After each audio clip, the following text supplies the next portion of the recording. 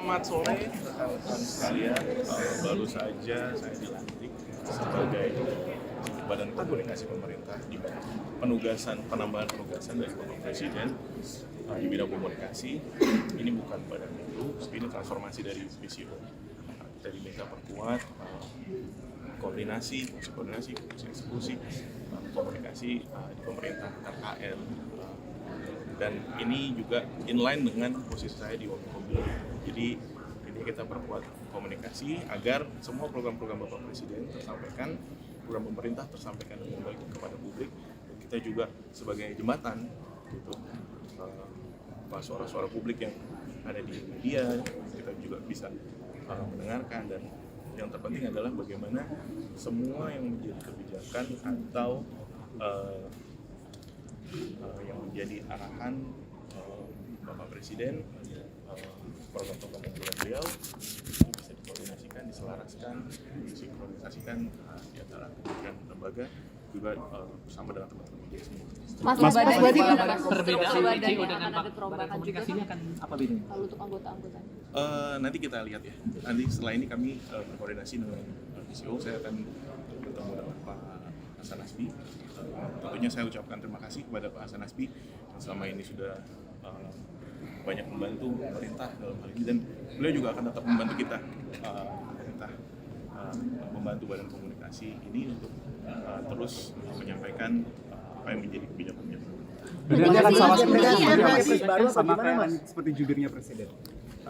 Mungkin lebih fungsi ada fungsi jubir, kemudian ada fungsi juga kita mensinkronkan, mengkoordinasikan antar KL gitu tentang kebijakan-kebijakan pemerintah agar tersampaikan dengan utuh, dengan baik gitu. Jadi tidak ada tumpang tindih, tidak ada salah narasi seperti itu. Jadi intinya hanya perkuatan di bidang komunikasi. Jadi kita akan terus berhubungan nih sama teman-teman. Jadi saya juga mohon hubungan kita yang baik, kita kerjasama dengan baik. Jadi masih di Wamenkom Digi ya Mas? Masih tetap di Wamenkom Digi karena di fungsi di Wamenkom Digi, di Komdigi juga ada fungsi komunikasi publik kan. Dan ada juga di bawahnya kita mengkoordinasikan seperti lembaga-lembaga penyiaran, lembaga komunikasi publik gitu. Jadi intinya itu perkuatan di bidang komunikasi. Mas penegasan berarti komunikasi eksternal dan juga komunikasi internal gitu. Iya. Untuk komunikasi di antara KL dan juga internal, kemudian juga eksternal. Posisi ini berarti Kepres baru apa gimana Mas? Ini kan namanya kan beda Mas. Nanti ke Pak Mensesnek mungkin untuk detail ya. Pasti itu Kepres baru karena badannya baru. Masih Mas Angga. Selamat. Penegasan setingkat kementerian berarti. Tingkat kementerian nanti. Wamenko. Mungkin itu nanti ditanyakan ke Pak Mensesnek. Kan dikatakan setingkat kementerian itu bukan lembaga. Karena ini kan lembaga non struktural.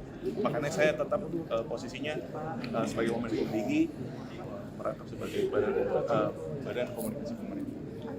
Posisi PCO masih ada nggak Mas? Penegasan posisi PCO. BCO bahasanya bertransformasi menjadi badan komunikasi pemerintah. Oke, Pak. Makasih Mas Angga. Thank you. Masih PR pertama Pak dari Presiden Pak. Kan kemarin ada tuntutan publik untuk reformasi Polri, untuk itu apakah itu akan jadi sorotan atau prioritas Bapak sebagai Menko Polhukam yang baru? Kan tadi sudah disebutkan ada ketua badan. Siapa tadi? Pak Doviri. Nah, udah jelas. Apa lagi? PR pertama dari Presiden apa Pak? Hah? Arahan dari Presiden. Iya Pak. Arahan dari beliau. Gunakan sisa umur untuk kepentingan bangsa dan negara. Pak melihat kemarin Berapa umur saya? Siapa yang tahu? 76. 77 tahun. Ya, sebentar lagi. 77 tahun. Gunakan sisa umur itu untuk tetap mengabdi kepada bangsa dan negara. Nggak ada istilah-istilah. Tantangan terbesarnya sekarang apa Pak? Kemarin Kenapa? Komunikasi awalnya dengan Presiden sebelum penunjukan apa pesan-pesannya dan lain sebagainya mungkin Pak? Pesannya itu tadi. Ayo kita sama-sama baiki, walaupun saya tahu kita sudah berusia sekian, sisa umur itu kita manfaatkan sebaik-baiknya untuk kepentingan bangsa dan negara. Itu yang disampaikan kepada saya. Pak, tapi melihat beberapa kali ada kerusuhan gitu, Bapak melihat ini seperti apa Pak agar tetap aman? Ya Gimana itu melihatnya Pak? nantilah. Saya kan belum ke kantor. Tapi ada tantangan nggak sih Pak melihat kondisi yang sekarang Pak? Yang harus jadi prioritas Pak sekarang? Makanya saya kan belum ke kantor. Nanti kantor saya kan dapat laporan. Apa sudah ada komunikasi dengan Pak Syafri, Pak? Dengan Pak Syafri itu kooperasi dengan Pak Syafri ya komunikasi sebagai kawan banyak.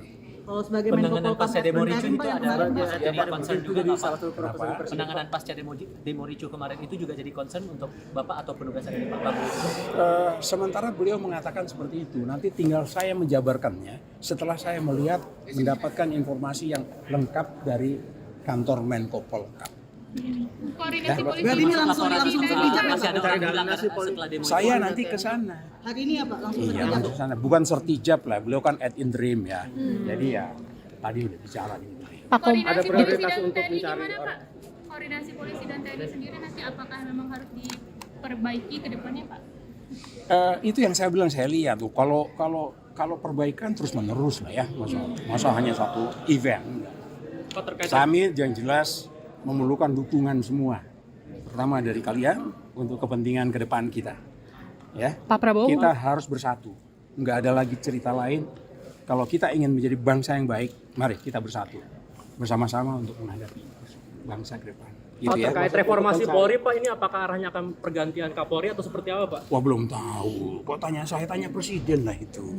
Tapi ada komunikasi mungkin, Pak? Ya, saya kira Dihubungi itu ya. presiden sejak Nanti kapan, lain Pak? kali lagi kita tambah setelah saya konsolidasi di kantor. Oke, Pak. Dihubungi presiden. Janji ya, Pak ya.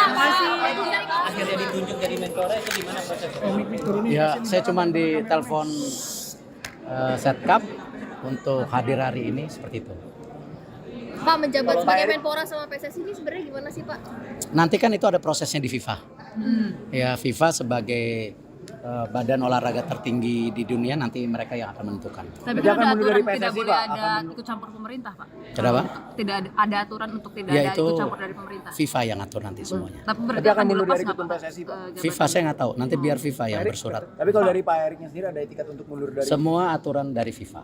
Pak Erik untuk BUMN gimana, Pak? Selama ini, Pak? Kalau BUMN sendiri sudah pastikan nanti ada PLT-nya, nanti tunggu keputusan Presiden Pak Mensesnek nanti. Di bawah Danantara apa gimana, Pak? Saya nggak tahu nanti. Tapi Kementerian BUMN masih ada Saya nggak dalam tahu. bentuk kementerian. Dilebur, Pak, ya? Saya nggak tahu. dilebur ke Danantara, Pak. Saya tidak tahu. Pak, sebagai Menpora fokusnya gimana, Pak? Ada SEA Games sama MotoGP terdekat. Ya, jadi nomor satu yang pasti saya mendapat penugasan oleh Bapak Presiden. Ya, tentu saya sebagai profesional dan tentu sebagai pembantu Presiden saya tegak lurus. Di mana ini kadang-kadang orang lupa antara olahraga dan pemuda, padahal Menteri Pemuda dan Olahraga. Artinya kalau kita bicara pemuda itu ada 131 juta pemuda yang ke depan ini merupakan basis dari bangsa kita itu sendiri. Artinya pemuda ini ke depan harus kita bangun ya secara kapabilitas untuk bisa bersaing secara global ya, dan cinta tanah air, dan harus menjadi bagian untuk membangun bangsa kita ke depan. Itu yang pemuda. Untuk olahraga sendiri tentu nomor satu, olahraga harus menjadi alat pemersatu bangsa. Olahraga adalah duta bangsa di dunia. Artinya kita harus menaikkan marwah dan martabat kita dan kedikdayaan kita sebagai bangsa. Dan juga olahraga ke depan harus kita dorong banyaknya kompetisi di daerah dan pusat sebagai apa?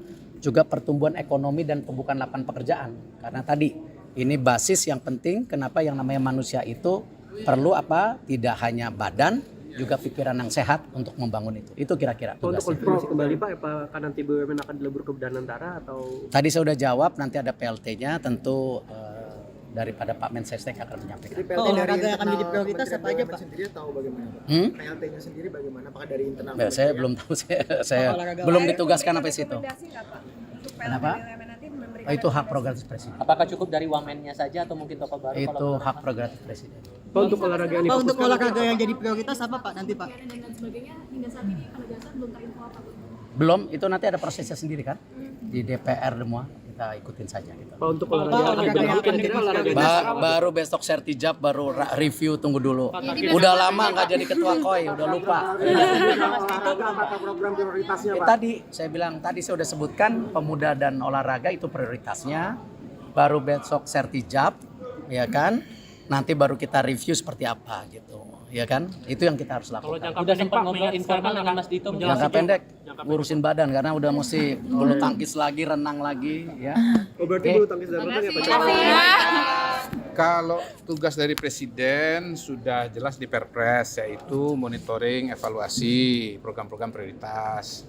Tapi kita juga melihat bahwa begitu banyak hal yang dilakukan oleh pemerintah, itu harus disosialisasikan. Jadi walaupun ya sudah berdiri kantor komunikasi pemerintah, ya kan kemarin kantor komunikasi Presiden kan, sekarang kantor komunikasi pemerintah.